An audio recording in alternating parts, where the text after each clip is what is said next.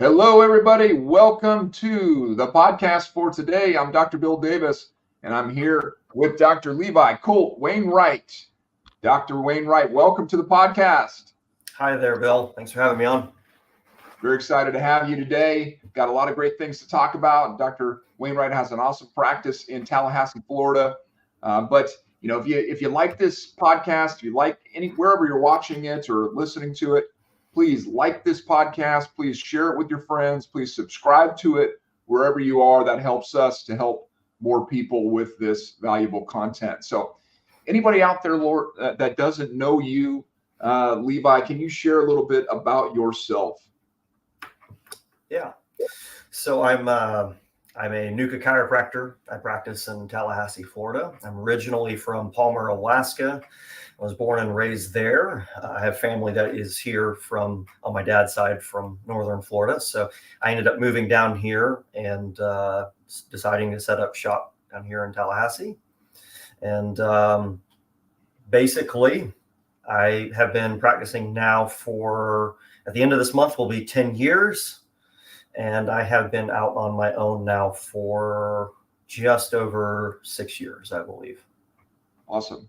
So let's start from kind of where you started school wise. When did you start getting into upper cervical chiropractic? Sure. So I originally went to Palmer, Florida, starting in 2010. I had never been to a chiropractor before I went to chiropractic school, had really little to no exposure to chiropractic. I grew up in pretty rural areas between Alaska and northern Florida. And so long story short is I saw relatively early growing up in a blue collar family that, people would hurt their backs, they would hurt their necks, they would, have physical, mechanical ailments fairly early, and there wasn't a whole lot of accessibility to solutions for that. I mean, you could go to the store, you could get a painkiller, you could get, a shot or whatever, but as far as like the next, real legitimate solution or a mechanical solution to a mechanical problem, really wasn't a whole lot of access to that. So I just thought, hey, our country has plenty of pills, plenty of drugs, plenty of kind of the allopathic avenue. There seems to be a need in natural health care. I want people to have that option when they get sick or when they get injured or whatever. And so I thought,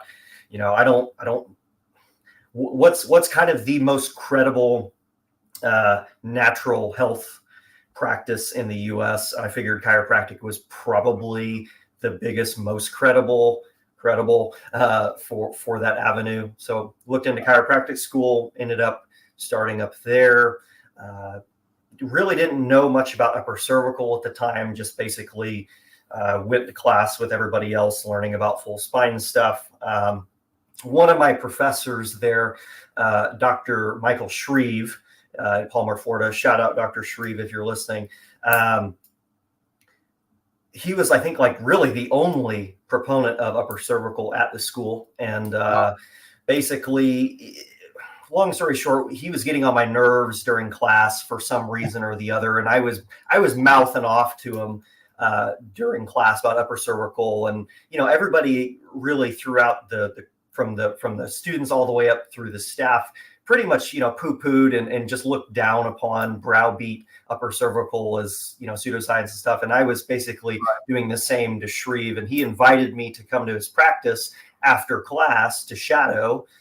And I, felt like I had to basically to uphold my pride. I went and shouted him a few times, and pretty much after that realized that he was completely right. And I've been eating crow ever since. Wow. So I pretty much begrudgingly, kicking and screaming, became an upper cervical chiropractor just because to me, it made the most logical sense after kind of watching all of that. So that was my introduction to upper cervical. I learned Grostic there because they didn't offer NUCA at Palmer, Florida. Grostic and NUCA are, I would say, about 90% the same for anybody wondering at this stage. But the thing that NUCA had that I think most other upper cervical offshoots or avenues didn't have was NUCA has an organization where there's peer review. There's a lot of people watching over your shoulder, consistently trying to foster a community where everybody is sharpening themselves. Iron sharpens iron and all of that. So that's how I ended up getting into NUCA. And then after I graduated, I ended up being an associate with Dave Packer in Virginia.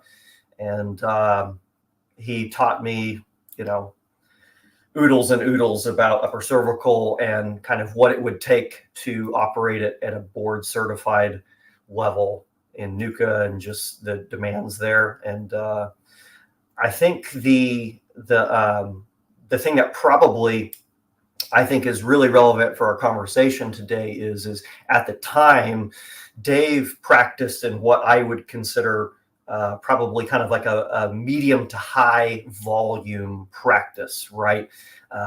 You kind of have a low barrier to entry with your ads and your advertising, people coming in for $50 to $100 specials, $20 specials to come in for an exam and x-rays. And, you sift through all of these people to get to the ones that you want. And you basically just see, 50 to 100 visits a day, to make to make the money that you want to succeed and to survive. And, sure.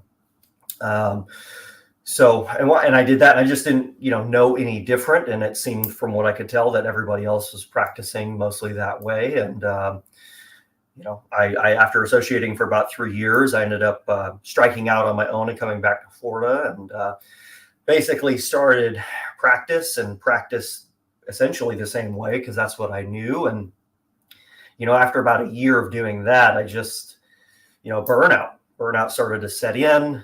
I'm seeing probably, 120, maybe up to 150 visits a week, which isn't even really probably that crazy compared to what you would call like a traditional chiropractor. Those guys probably see, more, maybe even twice as many as that. But for NUCA, I felt like that was a lot. And burnout started to set in emotionally and physically. I'm collecting $20,000 or $30,000 a month doing that. And I felt great. I felt super accomplished. I had worked my tail off and I was working my butt off and had accomplished a lot, had overcome a lot. But I was just like, man, I don't know if I want to do this for another 30 or 40 years. Right. That's kind of the challenge is you kind of think like, hey, I've got really big student loans. I've got business loans. I've got all these things that I've got to pay off. And of course I've got a home and I want to retire and I've got, I want to take care of my wife and my kids or family, or we want to go on vacations, and just wasn't a lot of room for that. And so I just started thinking like, okay, we got to make a change. Like, how can we do this better? And, really at that point is when I started looking for, different avenues, different angles of practicing. And Travis Rader came into my life, and I know he's been on your podcast, but Travis really helped me a lot, really gave me a different perspective. I think he kind of comes out of the Bob Brooks tree. They have similar, I think, practice styles from what I can tell, but they practice more of a lower volume model, a higher dollar, low volume model. And that seemed, when Travis conveyed it to me, very enticing. Hey, why not see half as many people, but get paid twice as much? Why not do that? Why not save your back and save your shoulders and save your emotional energy at the end of the day for your family, and still, get paid fairly well, and still be compensated for what you do and not feel burnout. So that's been my journey, I think, for the last 4 or 5 years, is endeavoring to find a practice model that works and synergizes well with NUCA, and that also provides me the quality of life that I would like, that I think will be sustainable for maybe another 20 or 30 years. Right. So I think that's been the game plan for me. Yeah. So let's talk more about that, because I think that's really it's a really important conversation, because so many times we see, even just recently we did our upper cervical practice survey that we do every year, and you know whenever we do that, my thought always is, man, people just aren't charging enough. Like, man, with this service that that upper cervical chiropractors provide is so valuable, life changing, frees people from decades of misery. And man, there's still people charging $50 or $55 a visit, right? So I'd like to talk more about that. Like, what was the progression for you? Because and maybe you could share a little bit. What were you charging when you started this journey, and what are you charging now? Like, what's been that journey when it comes to your actual pricing of your service? Sure. So yeah, when I started, on like my day one, for example, I would do Groupon or different types of online marketing, screenings, things like that. That would be very low barrier to entry. Hey, we'll do an exam for $50 or examine x-rays for $50. And, Travis came along and was like, hey man, you can charge more for that. You don't really have to do that. And I was like, well, you can. Every chiropractor I've ever talked to, like all my competitors are charging this much, so I don't really know how I'm going to charge more.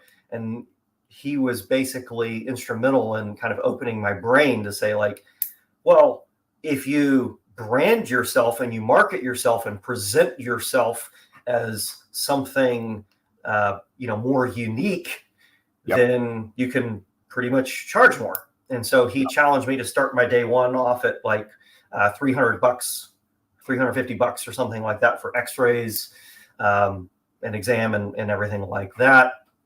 And we started changing the, through my marketing, we started changing my positioning. And what I mean by that is we didn't advertise for every condition. Okay. Chiropractors, from my perspective, have really harmed themselves in the branding department by trying to brand themselves as solution for, 1,000 different things. And sure, chiropractic can help with thousands and thousands of different things. I think we all know that. But when you go to, if you've ever read that book, I think it's the 22 or 21 Immutable Laws of Marketing. One of the main things is people can only remember you for one thing, maybe two at the most. And so basically I just marketed solely for severe back pain, severe back and neck pain. That's what we started with. And we just kind of stick to that and pretty much geared myself positioned myself as an expert for that one thing, as to not confuse the market. Now, sure, I still help people with a lot of different things, and it's a great bonus. But from a standpoint of positioning, it starts with that foundation, I think. So over time, we did, a lot of little things that can basically move the needle and position you and create value for prospective clients to perceive you as more valuable.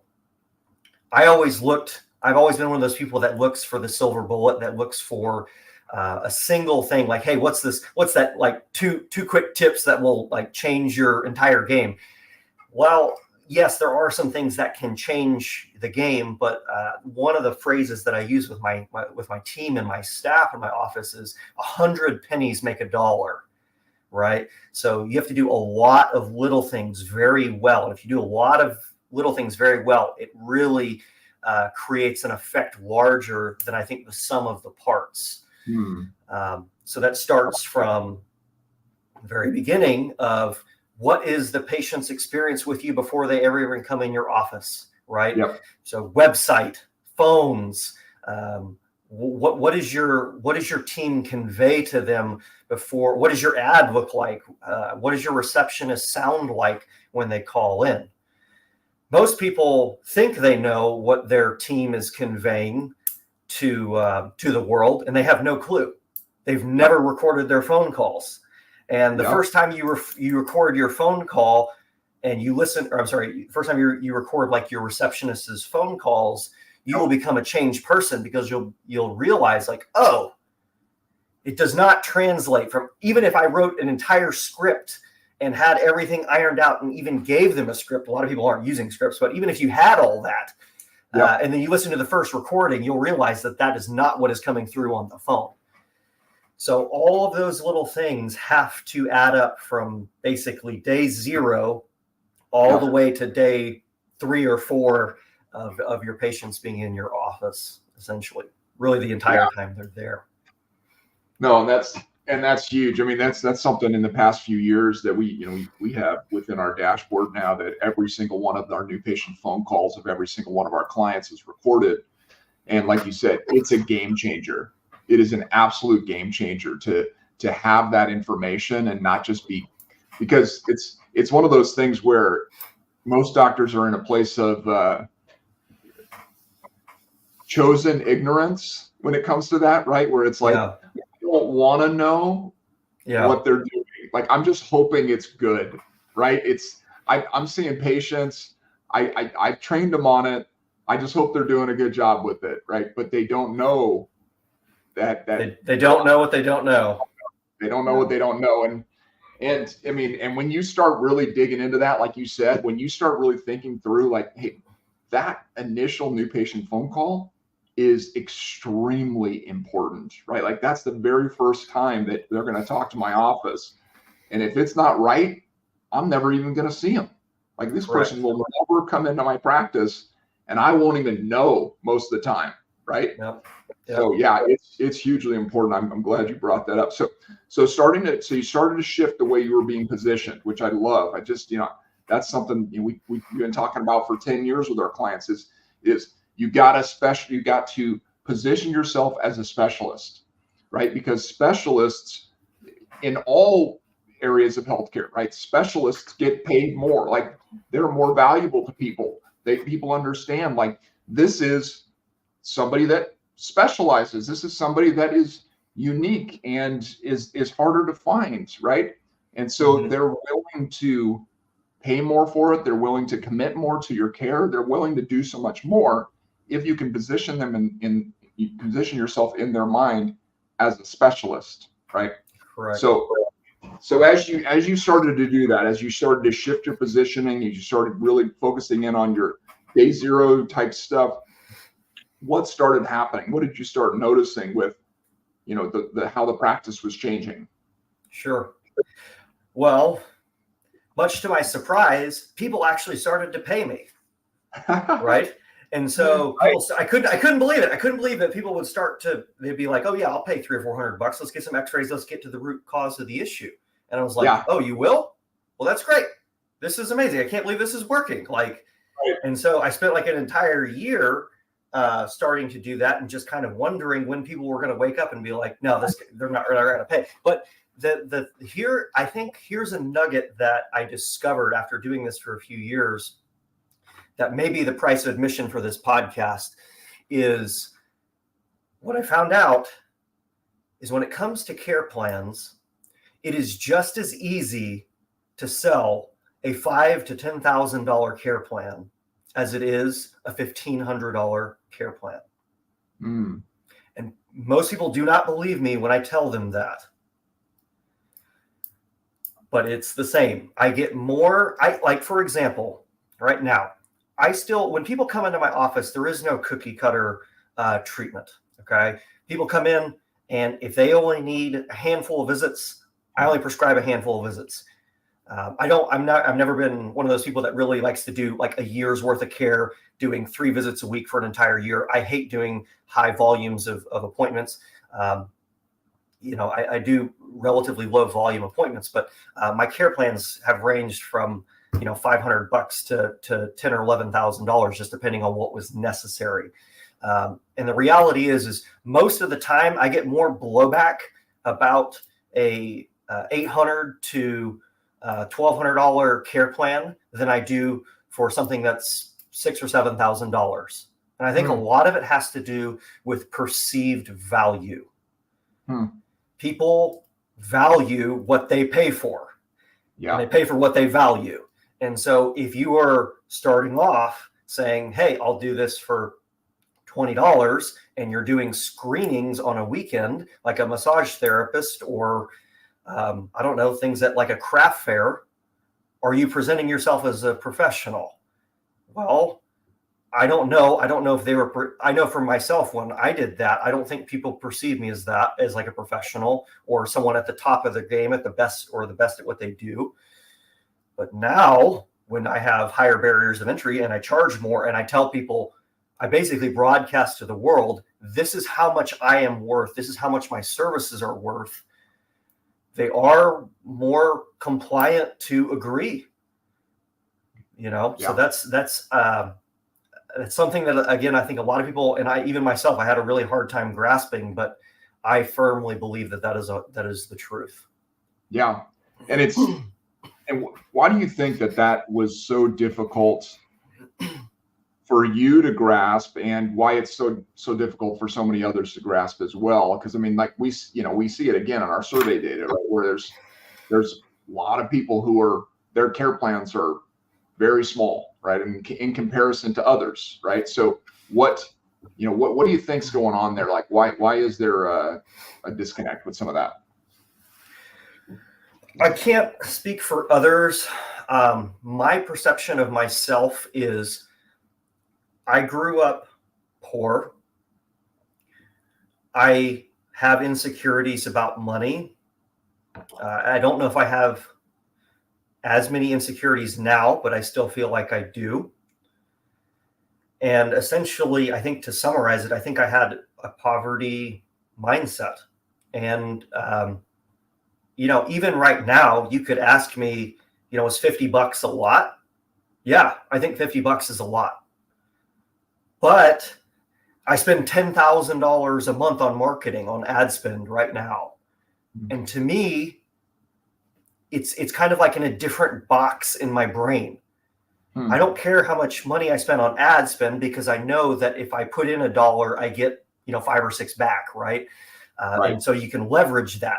But I think it's just, there's some mental programming that all of us have, or at least people that grew up in positions like I did, where, you're frugal and you can kind of be penny wise and pound foolish. And of course, when you start in practice, let's remember, the first 100,000 is the hardest, because you have no leverage in any business. That first year or two, you have no leverage. You have to do everything yourself. You can't outsource stuff. You have to put your sign up. You have to be your IT guy. You have to do your marketing. You have to go out and do screenings on the weekends, all this stuff. So every single penny and dollar counts to get by. And I think there's a carryover of that, of just thinking like, man, I think $50 is a lot right now. I think that person, I'm going to assume that they think that $50 is a lot. There's no way they're going to spend $600 or $700 on a day one of just getting x-rays and someone doing an exam for me and not even doing any kind of treatment. But that would be my perspective on it. Yeah. So a lot, like you said, it's a lot of times it's things that have come from our past, things that we've carried along with us that we start to doubt our own value and whatnot when it comes to what we're bringing to our community. But we have to get over that, because I'll tell you what, you're bringing something to your community that is so unique, so powerful, so life-changing, that it's just, you can compare it to all the other things that are out there in healthcare and how much they cost. And you could say, why are we even having a problem with this? Right. Yeah. I quick story here. That's really important to me is, a lot of people don't know this, but I guess it was about a year and a half ago, my wife ended up getting sick, and she went to the hospital for a couple of weeks. And we didn't have health insurance per se. We were using like a Christian health sharing plan and all of that. Yeah. Long story short, she was there for not necessarily a super long period of time, and didn't have like any kind of major surgery or anything like that. But even after discounts and stuff, they charged us $50,000. Yep. And we got zero results. And after a year of me and my wife struggling to figure things out and deal with this health crisis, we ended up finding a doctor that was like, hey, maybe we should do some genetic testing and get some help get some more definitive answers, and actually just do like a more in-depth analysis of the problem. And they were like, it's like $3,000 or $4,000. Are you guys sure you want to do this? And I was like, if we can find the problem, sure. Yeah, it was a no-brainer. So sure enough, we paid $3,000 or $4,000. We got some information. Effectively, long story short, we solved her problem, right? And reflecting on that, I would have, if I had known on the front end that was going to solve our problem, I would have just paid them $50,000 and cut the whole hospital and the 8 months or 10 months that we struggled and suffered together to basically get to that solution. No brainer.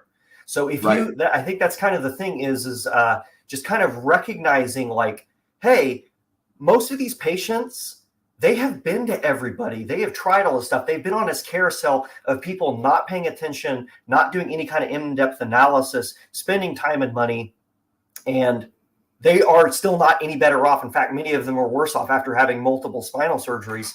And you can say, hey, we can do this thing that has like an 80% chance for success.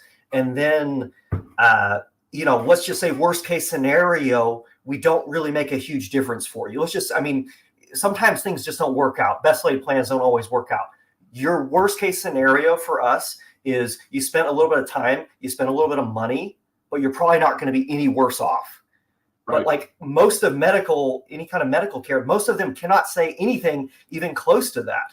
Right. And I think it's really, really important for our colleagues to just know, like, this stuff that we bring is a game changer. Everything is a game changer. There's nothing that can compete with that kind of an offer. And I used to feel bad if like people didn't improve, and I still do if people don't improve. But at the end of the day, like if you convey up front your expectations and just say, hey, like, we have a great chance of success. We'll do everything for you. Worst case scenario, it's this. Like, most people are just like, yeah, that's a no-brainer. That's 100% a no-brainer for me to do this. Take my money. Let's do this. No, and that's it, man. It's like, if you can position it in such a way that, hey, listen, we're going to do everything we possibly can for you. There's no guarantee of results, but like you said, we're not going to make you worse, right? There's no failed back surgery syndrome here, right? There's no, you're going to be worse in 5 years now because of what we do for you. At the very worst is going to happen is we're going to improve the alignment of your spine, and it's going to make your body more functional and more healthy, right? Exactly. And so it may or may not take away your symptoms, but regardless, your body is going to be healthier. We can guarantee that. And so, and so just having that kind of mentality where you come in, where you're for the patient, you want what's best for them. You're going to bat for them in the sense of like, hey, listen, I'm advocating for you, and you're good, and you're giving something to them that's of high value. Why would you not be charging appropriately for that? And so let's talk about the growth of the practice. Like you said, when you started thinking through all this stuff, you were feeling that burnout. So where are you now? Where are you now with your practice? What is it looking like now? What is it looking like, financially, your patient visits, everything, your overall mentality? Yeah. So I started increasing my prices. Alongside increasing my prices, I did many different things to increase my game and to become the best that I can be and the best that I do. Okay. I want to be really, I want to put a lot of emphasis on this of, you can't just go in and start changing your prices and upping them and expect people to pay and just get on the table and give you their money. Okay. You Right. do have to walk the walk and talk the talk, basically. So I pursued NUCA board certification. I became the best at what I could be, and I still am continuing to be the best that I can be in that avenue. I did a fellowship in spinal biomechanics and trauma. I instituted days of the week where we do team training and staff training. I still don't feel like I train enough with my team. We'll probably institute more days of training and do less patient hours. So I started seeing patients less. I started seeing patients 4 days a week instead of 5. Went down to Monday through Thursday. Fridays, I basically I work on the business. I do admin. I hired more people. I marketed more heavily. When you market as opposed to being on a referral practice, you can predict what's going to come in, and then you can begin to scale. So that's extremely important, because otherwise, if you're held hostage to a referral practice, people come in a bunch and then they just don't come in, and they come back in and then they don't, and you have this feast and famine, and you just never feel secure enough to be able to take more risks. So we did all of these things, and we began to hire more people and train them and start to scale up. And at this point, on the current day, as far as for practice, it's myself. I have 2 case managers. I have therapy tech helper, and then I have 1 front desk, and I literally just hired a 2nd front desk about a couple weeks ago. We had our best day ever yesterday. We collected $37,000 yesterday alone. Wow. We average a little over 100,000 a month at this point. And, overhead is, of course, pretty high. When you start off with a referral practice, your overhead is, I would say, minimal. Like I would think when I was collecting 20 to 25,000 a month pretty regularly, I think about 60% of that was profit. Right. And so now, kind of on the other side, it's basically mirrored. Now profit is closer probably to 35 to 40%, I would think. And overhead is quite a bit higher because we have to market. We have to hire and train more people. I haven't been able to get an associate, so I have hired case managers to help leverage me and replicate me. My case managers, for those of you guys who aren't familiar with the term that I'm using, case managers, they basically help me on my day 1 and day 2. They're my staff. They help me with exams. They help me take notes. They help basically take histories, different things that normally I would have to spend most of my day doing. Kind of sifting through new patients to kind of service the practice. Now I've begun the process of trying to leverage that as much as possible. Gotcha. When I speak to some of my friends and my colleagues, I don't think I could ever, if you had asked me 2 or 3 years ago, if I could imagine what it would be like to collect over $100,000 a month, I would have said, yeah, I don't really know if that's possible. Like, there's no freaking way. Like, It's unrealistic. And that's because the game I was playing was a smaller game, and I didn't kind of realize that you could start leveraging yourself. So an example of this is, I want to be clear that people that are listening, the first time I collected $20,000 in a month, it was like incredible. It was a game changer. Right. I was on top of the world, right? And I worked just as hard collecting $20,000 a month as I do now collecting $100,000. Okay, so what's the difference? The difference, and I see basically maybe the same, if not less people, like visits per week that I did before. Like before, I was seeing like 150 visits a week. Now I see probably 100, 125 or something, but I make way more. And that's because of leverage. So all to say is I don't want anybody to feel, bad or feel less or be like, man, I'm not good enough to do that. I think you are. I think you just have to tweak some things to get there. And maybe an analogy for this whole process is if you went to the gym and you could bench press or squat, let's just say 100 pounds, and someone tells you like, oh man, I can bench press like a 500 pounds. And you're like, man, that guy's way stronger than me. He's way better than me. He's, way more. But then if you went to the gym and you saw him actually doing it, and you saw him and 3 other people helping him bench press 500 pounds, you'd be like, oh, well, yeah, I might be able to do that. And I think that's the message that I want to convey to people is what I'm describing is not out of reach. I don't think I'm like any crazy Superman. I don't think I'm smarter than everybody. People have taught me a lot of different things, and it has accelerated my practice, substantially. And I think that's possible with you too. You just have to really keep at it. You have to be open to try things. You have to be open to fail a little bit. The recipe to being poor is to fail once and just stop. Right. You have to learn to, and for me, I hate that. I hate failing. And I think the recipe for success is, and Dave Packer taught me this, is learning to take failures as opportunities and see them as stepping stones and just part of the process. Right. No, man, I love this. I love this conversation. I really appreciate it. And, the other thing I wanted to mention is if you are out there and you're listening to this, you're a student or you're a new doc or whatever, and you're looking for an associate position and you're interested in this kind of a practice, a lower volume, higher per visit type practice, I would encourage you to reach out to Dr. Wainwright, because he's got it as locked in as anyone I've ever seen. And I've been doing this a long time, and I've seen a lot of practices. And so I'm excited for you, Doc. I'm excited for what you're doing. And I hope that more people will listen to this and just start to shift in their own minds about what is possible.